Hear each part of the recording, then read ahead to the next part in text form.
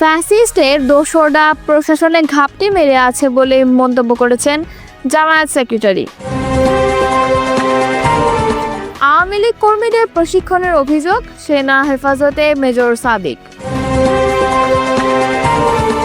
সমাবেশে যোগ দিতে 20 কোচের ট্রেন ভাড়া করেছে ছাত্রদল। সমন্বয়ক পরিচয়ে চাঁদাবাজির ঘটনায় বহিষ্কৃত বাকছাস নেতা গ্রেফতার। এতক্ষণ শুনছিলেন সংবাদ শিরোনাম, এবারে বিস্তারিত। আওয়ামী ফ্যাসিস্টের দোসররা প্রশাসনে ঘাপটি মেরে আছে, যারা নানাভাবে বিশৃঙ্খলা সৃষ্টির চেষ্টা করে যাচ্ছে বলে জানিয়েছেন জামায়াতের সেক্রেটারি জেনারেল অধ্যাপক মিয়া গোলাম পরোয়ার। শুক্রবার সকালে জাতীয় প্রেস ক্লাবে এক আলোচনা অনুষ্ঠানে তিনি এসব কথা বলেন। মিয়া গোলাম পরোয়ার বলে, রাজনৈতিক দলসমূহের মধ্যে প্রয়োজনীয় সংস্কার, ভিন্নমতের প্রতি শ্রদ্ধা এবং পারস্পরিক সহমর্মিতার সংস্কৃতি গড়ে তুলতে হবে। তিনি বলেন, জুলাইয়ের অর্জনকে টেকসই করতে রাষ্ট্রের মৌলিক সংস্কার ও রাজনৈতিক দলগুলোর ঐক্য জরুরি। জামায়াতের সেক্রেটারি বলেন, জুলাই সনদ ও ঘোষণা দ্রুত বাস্তবায়ন করতে হবে। একই সঙ্গে অবাধ ও নিরপেক্ষ নির্বাচনের লক্ষ্যে লেভেল প্লেয়িং ফিল্ড নিশ্চিত করতে হবে। তিনি আরও বলেন, দলীয়করণ মুক্ত, দুর্নীতি মুক্ত প্রশাসন, বিচার ও সরকার ব্যবস্থা গড়ে তুলতে একটি ভারসাম্যপূর্ণ রাষ্ট্রীয় কাঠামো তৈরি করতে হবে, যেখানে নতুন কোনো ফ্যাসিবাদ জন্ম নেবে না। জামায়াত নেতা আরও বলেন, জুলাই অভ্যুত্থানের হত্যাকারীদের বেশিরভাগ এখনও গ্রেফতার হয়নি, তাদের আইনের আওতায় এনে বিচার নিশ্চিত করতে হবে। আওয়ামী লীগের কর্মীদের মেজর সাদিক নামের সেনাবাহিনীর একজন কর্মকর্তা প্রশিক্ষণ দিচ্ছেন বলে একটি তথ্য সামাজিক যোগাযোগ মাধ্যমে ও বিভিন্ন গণমাধ্যমে এসেছে। এর পরিপ্রেক্ষিতে মেজর সাদিককে হেফাজতে নিয়েছে সেনাবাহিনী এবং তাকে জিজ্ঞাসাবাদ করা হচ্ছে। বৃহস্পতিবার বিকালে ঢাকা সেনানিবাসের অফিসার্স মেসে আয়োজিত এক প্রেস ব্রিফিংয়ে সেনা সদরের মিলিটারি অপারেশনস পরিদপ্তরের পরিচালক ব্রিগেডিয়ার জেনারেল মোহাম্মদ নাজিমুদ্দৌলা এ তথ্য জানান। তিনি বলেন, মেজর সাদিকের বিষয়টি আমাদের নজরে এসেছে, যদিও বিষয়টি তদন্তাধীন। তারপরও আমি বলবো যে এরকম একটি ঘটনার সাথে কথা জানার পর তিনি সেনাবাহিনী হেফাজতে আছেন এবং তদন্ত চলমান। তদন্তে তার দোষ প্রমাণিত হলে নিঃসন্দেহে সেনাবাহিনীর প্রচলিত নিয়মে তার বিরুদ্ধে ব্যবস্থা গ্রহণ করা হবে। এ সময় গোপালগঞ্জের বিষয়ে ব্রিগেডিয়ার জেনারেল নাজিমুদ্দৌলা বলেন, গোপালগঞ্জের ব্যাপারটা নিয়ে অনেক কথা হয়েছে। প্রথম কথা, প্রত্যেকটা জীবন মূল্যবান, কোনো জীবনহানি ঘটুক তা আমরা কখনোই কামনা করি না। কিন্তু গোপালগঞ্জে যে ঘটনাটি হয়েছে সেটি দুঃখজনক, তবে সেটি কোন প্রেক্ষাপটে ঘটেছে, কেন সেখানে আইন শৃঙ্খলা বাহিনীকে বল প্রয়োগ করতে হয়েছিল, সেই ব্যাপারেও সরকারি পর্যায়ের একটি উচ্চ পর্যায়ে তদন্ত কমিটি গঠন করা হয়েছে। একজন বিচারপতিকে সভাপতি করে তদন্ত কমিটি খুঁজে বের করবে যে কিভাবে হয়েছে, কেন হয়েছে, প্রেক্ষাপট কী ছিল। আমরা সেই পর্যন্ত অপেক্ষা করি। তিনি বলেন, কোনো দলকে নয়, কোনো ব্যক্তিকে নয়, বরং যাদের জীবন হুমকির মধ্যে পড়েছিল আমরা সেটা বিবেচনা করেই গোপালগঞ্জে তাদের উদ্ধার করেছিলাম। এর আগেও আমরা একই কাজ করেছি, সেটা দলের পরিচয় মুখ্য বিষয় ছিল না, জীবন রক্ষার্থে এই কাজটি করা হয়েছে। আমি নিশ্চিত করতে চাই, সেনাবাহিনী আয়ত্তের ভেতরে আছে, কাছাকাছি আছে, সেনাবাহিনীর দায়িত্বের ভেতর আছে, ওই সময় কারো জীবন বিপন্ন হবে আমি মনে করি না আমরা চুপ করে বসে থাকব। এটা যে কারো বেলায় আমাদের অবস্থান একই রকম থাকবে। সিনিয়র লিডারশিপের নির্দেশনা একই লাইনে দেয়া। কোনো একটা জীবনকে আমরা আকস্মিকভাবে মৃত্যুর মুখে রেখে বা মৃত্যুর মুখোমুখি হয়েছে এ সময় তার প্রতি নজর না দিয়ে দাঁড়িয়ে থাকতে চাই না। অবশ্যই জীবন রক্ষা করা আমাদের সবচেয়ে গুরুত্বপূর্ণ এবং সেটা করেছি এর আগে।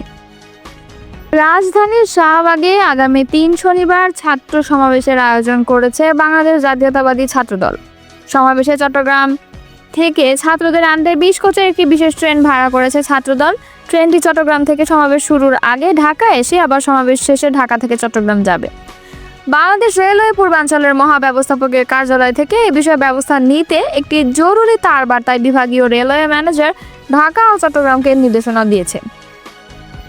ওই তারবার্তায় বলা হয়েছে, বাংলাদেশ জাতীয়তাবাদী ছাত্রদল চট্টগ্রাম মহানগরের চাহিদার প্রেক্ষিতে চট্টগ্রাম ঢাকা চট্টগ্রাম রুটে পিএইচটি টাইপ কোচ দিয়ে একজোড়া স্পেশাল ট্রেন পরিচালনা করা হবে। আরও বলা হয়, ট্রেনে মোট কোচ থাকবে 20টি। এসব কোচে মোট আসন থাকবে 1026টি।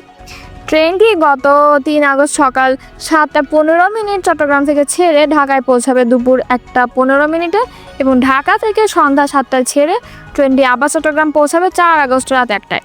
তার বার্তায় আরও বলা হয়, বিশেষ ট্রেন পরিচালনার আগে বিভাগীয় বাণিজ্যিক কর্মকর্তা চট্টগ্রাম রেলওয়ের বিধি মোতাবেক ভাড়া ও আনুষঙ্গিক সকল চার্জ আদায়ের ব্যবস্থা করবেন।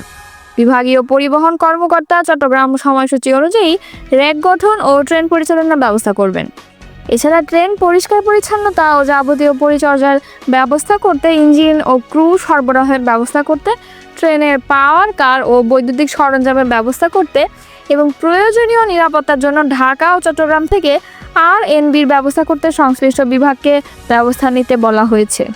বৈষম্য বিরোধী আন্দোলনের সমন্বয়ক পরিচয়ে গুলশানে 50 লাখ টাকা চাঁদাবাজির ঘটনায় সাবেক গণতান্ত্রিক ছাত্র সংসদের কেন্দ্রীয় আরেক নেতাকে গ্রেফতার করা হয়েছে। গ্রেফতার হওয়া যুগ্ম আহ্বায়কের নাম যেন আলম অপু। এই ঘটনার পর তাকে দল থেকে বহিষ্কার করা হয়। শুক্রবার ডিএমপির মিডিয়া ও পাবলিক রিলেশনস বিভাগের উপ পুলিশ কমিশনার মোহাম্মদ তালিবুর রহমান এই তথ্য নিশ্চিত করেছেন। রাজধানী ওয়ারি থেকে ডিবি পুলিশের একটি দল তাকে গ্রেফতার করেছে বলে জানা গেছে। এর আগে গণতান্ত্রিক ছাত্র সংসদের সেল সম্পাদক মাহফুজুর রহমানের দুটি পৃথক বিজ্ঞপ্তিতে জানানো হয়, বাংলাদেশ গণতান্ত্রিক ছাত্র সংসদ গভীর উদ্বেগের সাথে লক্ষ্য করছে যে কতিপয় ব্যক্তি সমন্বয়ক পরিচয়ে চাঁদাবাজি করতে গেলে সেখানে বাংলাদেশ গণতান্ত্রিক ছাত্র সংসদ, কেন্দ্রীয় সংসদের যুগ্ম আহ্বায়ক জানে আলম অপু ও কেন্দ্রীয় সংসদের সদস্য আব্দুর রাজ্জাক বিন সুলাইমানের সরাসরি সম্পৃক্ততার প্রমাণ পাওয়া গেছে। গঠনতন্ত্রের ধারা 3.1 অনুযায়ী সংগঠনের ভাবমূর্তি ও শৃঙ্খলা পরিপন্থী কর্মকাণ্ডে জড়িত থাকা এবং চাঁদাবাজির সঙ্গে সরাসরি সংশ্লিষ্টতার সুনির্দিষ্ট প্রমাণ প্রাপ্তির পরিপ্রেক্ষিতে কেন্দ্রীয় সংসদের আহ্বায়ক আবু বাকের মজুমদার ও সদস্য সচিব জাহিদা হাসানের নির্দেশনায় জানে আলম অপু ও আব্দুর রাজ্জাক বিন সুলাইমানকে বাংলাদেশ গণতান্ত্রিক ছাত্র সংসদের সব পর্যায়ের দায়িত্ব ও সদস্যপদ থেকে স্থায়ীভাবে বহিষ্কার করা হলো। একই সঙ্গে আইন শৃঙ্খলা বাহিনীকে বাংলাদেশের প্রচলিত আইন অনুযায়ী ব্যবস্থা গ্রহণ করতে বাংলাদেশ গণতান্ত্রিক ছাত্র সংসদ অনুরোধ জানায়। বহিষ্কারের পর নিজের অবস্থান ব্যাখ্যা করে ফেসবুক স্ট্যাটাস দিয়েছিলেন জানে আলম অপু। তিনি লেখেন, প্রথমত আমি গ্রেফতার হইনি, দ্বিতীয়ত আমি কোথাও চাঁদাবাজিও করিনি।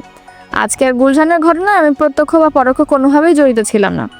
মামলার এজাহারে বাদী ছিলেন গত 17 জুলাই আসামি আব্দুর রাজ্জাক রিয়াদ ও কাজী গৌরব অপু। নিজেদের সমন্বয়ক পরিচয় দিয়ে বাদী গুলশান 2 এলাকায় বাসায় হুমকি ধামকি দিয়ে 50 লাখ টাকা ও স্বর্ণালংকার চাঁদা দাবি করেন। অপারগতা প্রকাশ করলে তাকে আওয়ামী লীগের ও স্বৈরাচারের দোষর আখ্যা দিয়ে গ্রেফতার করানোর হুমকি দেন। সেই ভয়ে তাদের 10 লাখ টাকা দেন। পরে 19 জুলাই পুনরায় বাকি 40 লাখ টাকার জন্য হুমকি দেন। এরপর 26 জুলাই চাঁদা নিতে এলে গুলশান থানা পুলিশ তাদের আটক করে। এর মধ্যে থেকে কাজী গৌরব অপু নামে একজন পালিয়ে যায়। গত শনিবার রাজধানী গুলশানের সমন্বয়ক পরিচয়ে আবু জাফর নামে একজন অস্ট্রেলিয়া প্রবাসীর বাসা চাঁদাবাজি করতে গিয়ে হাতে নাতে ধরা পড়েন 5 জন। তারা হলেন আব্দুর রাজ্জাক বিন সুলাইমান, ইব্রাহিম হোসেন, মোহাম্মদ আমিনুল ইসলাম এবং সাদমান সাবাদ। রিয়াদের নেতৃত্বে চাঁদাবাজির ঘটনা ঘটে। ঘটনার দায়ের হওয়া মামলায় ইতোমধ্যে 4 জনকে 7 দিনের রিমান্ডে নিয়েছে পুলিশ।